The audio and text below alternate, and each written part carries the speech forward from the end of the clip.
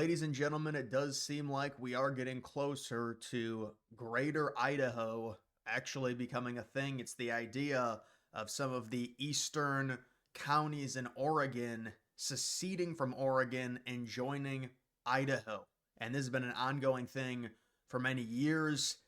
I think around 13 counties have voted they want to leave Oregon and join Idaho. It makes total sense. There's other similar situations like the rural areas in Illinois and even some rural areas in Nebraska. It's the rural counties realizing that you've got the high population centers. With Oregon's case, it's very extreme on the western side of the state with Portland, and they control all of the voting because of the population density compared to the rural areas.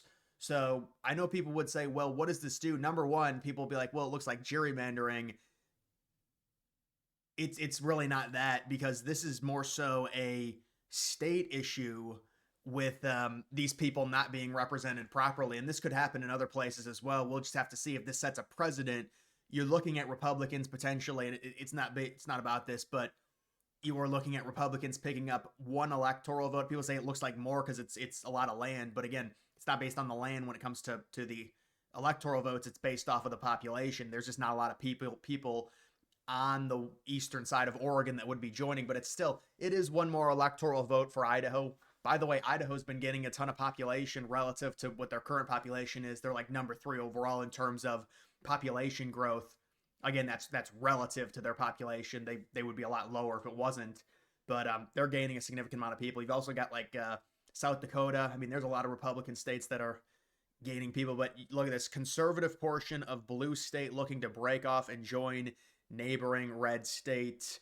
And those are a lot of counties. I mean, it would really, and see, this is kind of where it gets a little bit odd when you look at this, because I guess if all of these counties right here also agreed, Oregon just looks so small. And it doesn't really matter because there's such a small amount of people living in these counties here that would be joining Idaho. But it does make Oregon look like it just looks like a Delaware. It looks like a smaller state. It looks like a Vermont.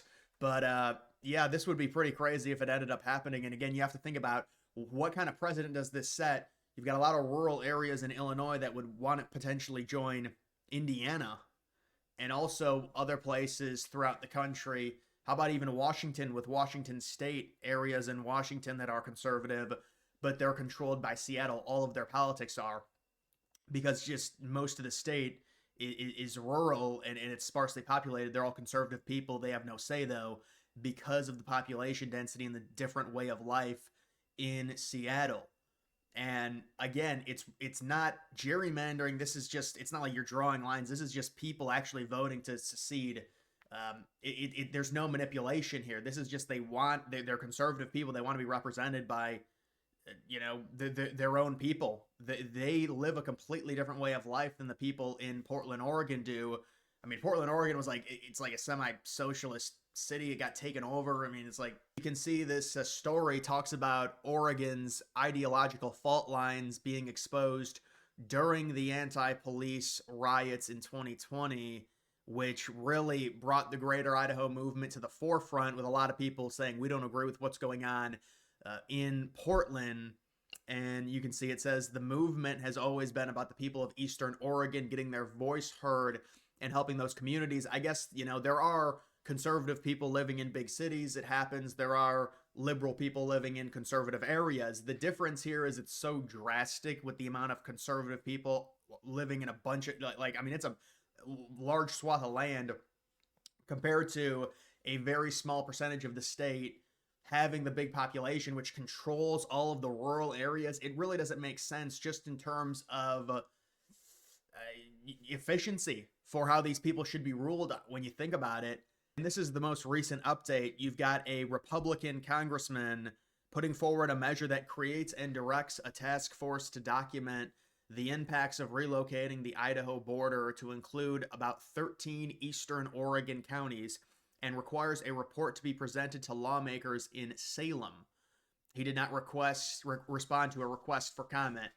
So they're moving forward with this. We'll see where it ends up going. But I mean, I've been hearing about this for a while. The idea, and I mean, you can see what it would be. Oregon becomes very small at that point. Although, again, it's just adding one electoral vote to Idaho and taking one away from Oregon. Oregon undoubtedly is liberal. They surprisingly, I thought Oregon was going to be closer based on the way other states voted in the election. I would have figured it would have been like 5 to 7 points, but it was, I don't even remember, like probably 14, 15 points in Kamala's favor. Washington as well. Those two states are liberal. So you take off one electoral vote. I mean, it's really not about that. It's more so just an interesting thing if they actually do redraw the state's lines, and you potentially get more rural counties doing it.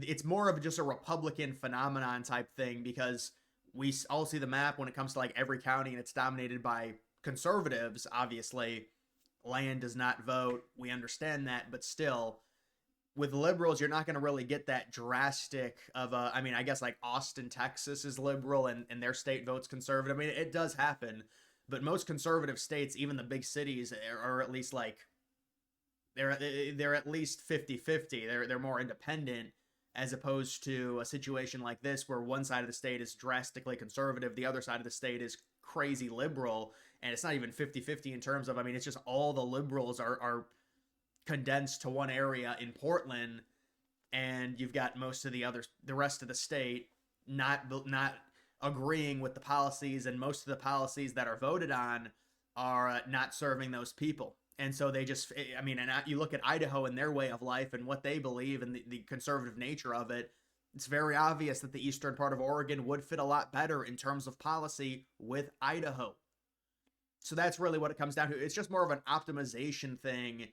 And I mean, part of me says, well, it's a little bit ridiculous, but I understand the idea of it. And I mean, these are counties that have already, you can see the counties in red, they've already voted in favor of joining Idaho. You've got this county in green, a bordering county to Idaho, which I would imagine would vote in favor, but that's the next one to vote. And then you've got a few other ones. I know one of them, from what I read before, one of them voted they didn't want to join Idaho. Now, this would also hurt Oregon, and Oregon does not want this to happen because they would lose resources, and they would lose production in terms of the population loss as well as territory. And I think that's going to be the big thing that's going to have to be ironed out when it comes to this potentially happening. It's not just the counties voting, it's also both of the state legislators agreeing, including Oregon's, and the way that Idaho, or I guess the people on the eastern side of Oregon, would get that approval from Oregon State would be through kind of the idea that we all want to do this, so you need to let us do it. I mean, we'll see what happens. I mean, you're going to have to coax something out there, because I'm sure Oregon and their state government is not going to want it to happen. But at the end of the day, that's one of the hangups right now, I would say, in terms of this happening, because Idaho, they're already on board with it, and then it would go to Congress, and you would say, if the people in the counties want to do it, they can do it. I mean, we saw what happened with Virginia and West Virginia.